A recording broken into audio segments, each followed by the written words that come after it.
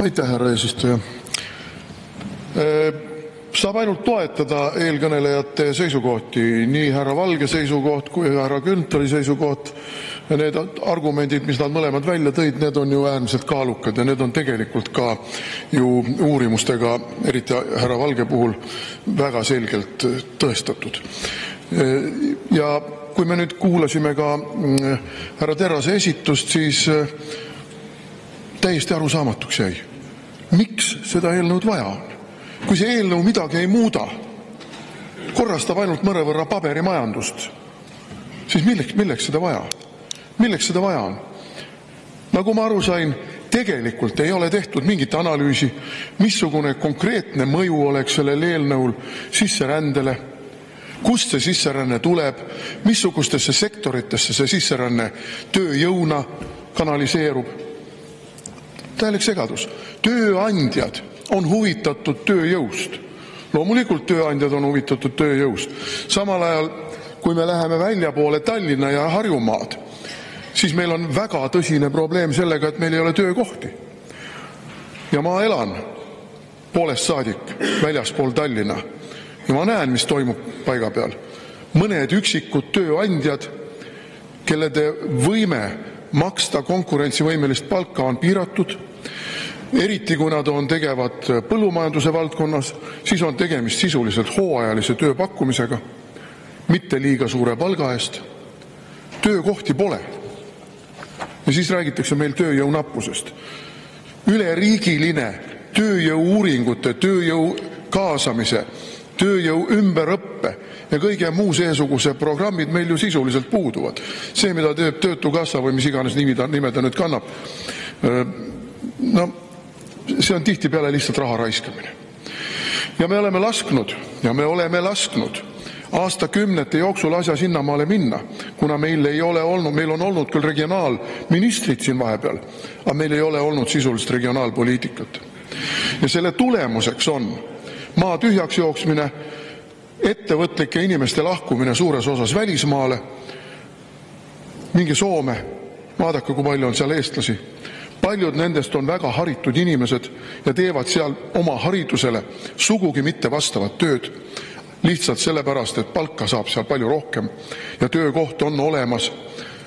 Pendeldavad, need ei ole sugugi Kalevipojad. Need on tihtipeale väga viisakad ja korralikud inimesed, kes korjavad seal raha, et oma pensionipõlv lõpuks Eestis ära pidada. Nii et kogu see meie poliitika aastakümnete vältel, mis on toimunud siis nende globaalsete, liberaalsete, avatud ja valgete jõudude juhtimisel, on meid viinud totaalsesse kriisi ja see eelnõu ainult süvendab seda kriisi.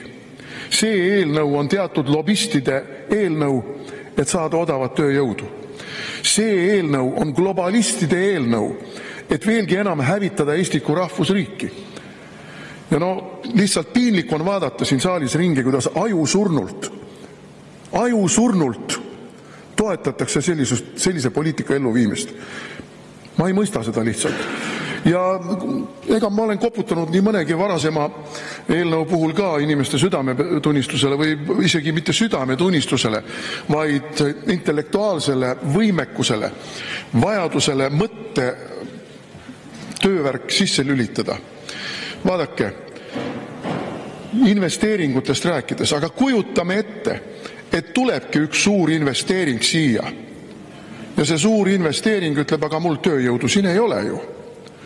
Ja siis see suur investeering toobki siia tuhandeid, aga võib-olla 10 000, sõltub sellest, missugusi kette või kuidas ta edasi hargneb. Ja kust ta selle toob? Kust ta selle toob?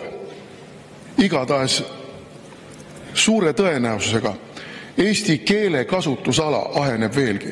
Ja minu küsimus teile, globalistid, liberalistid, on see, kas te tõesti ei saa aru, kas tõesti ei ole, palun lisaaega, 3 minutit lisaks. Kas tõesti ei ole nii palju ettenägemisvõimet, et aru saada, et ühel päeval ei ole teid vaja enam?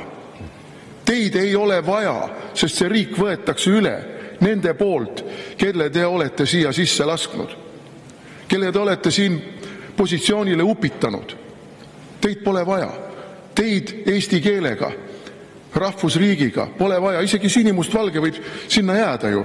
Pika Hermanni tormi, aga Eesti riiki kui niisugust eestlaste riigina ei ole vaja. Ja see juhtub juba varsti. See juhtub juba varsti, lugege täna. Muide on Postimehes artikkel sellest, kuidas Venemaa rahvaarv kukub nii mis kolinal või mis see pealkiri täpselt oli. Jah, kukub. Euroopas kukub täpselt samuti. Eestis kukub täpselt samuti. Siit puldist olen ma ka varem mitu korda öelnud. Mina olen 75-aastane. Minu põlvkond, suur sõjajärgne põlvkond, sureb järgneva 10 aasta jooksul ära valdavalt. Mõni üksik tiksub võib-olla ka kuskil peale 90. eluaastat veel edasi, aga valdavalt sureme me ära. Need on eestlased. Need on need, kes kasvasid nõukogude ajal ja kandsid südames sinimust valget, eesti keelt ja eesti patriotismi. Nad surevad ära. Mis teile järele jääb? 100 000 ukrainlast, 100 000 venelast, 100 000 valgevenelast, 100 000 moslemit. Kes on see Eesti riik, mida te ehitate nende eelnõudega? Aga ega ma ei näe siin sädet kellegi silmas, mõistmise sädet. Ma näen tuima ükskõiksust. Kes siis vastutab? Kes vastutab? Kas need tööandjad, kes ütlevad, et neil on tööjõudu vaja? Või vastutate teie, kui rahva poolt siia valitud? Te ju lükkate selle vastuse maha laua pealt. Tuimalt, ajusurnult vajutate nupu peale. Tulgu veel 100 000, tulgu järgmine 100 000, tulgu 500 000. Maa tuleb täita lastega, mis sest, et võõraste lastega. Vaat see on see, mis tekitab raevu, mõistmatust niisuguste eelnõude siia toomise puhul. Pealtnäha on kõik libe ja sile, nii nagu liberastide puhul ikka. Aga tegelikult on asi mäda.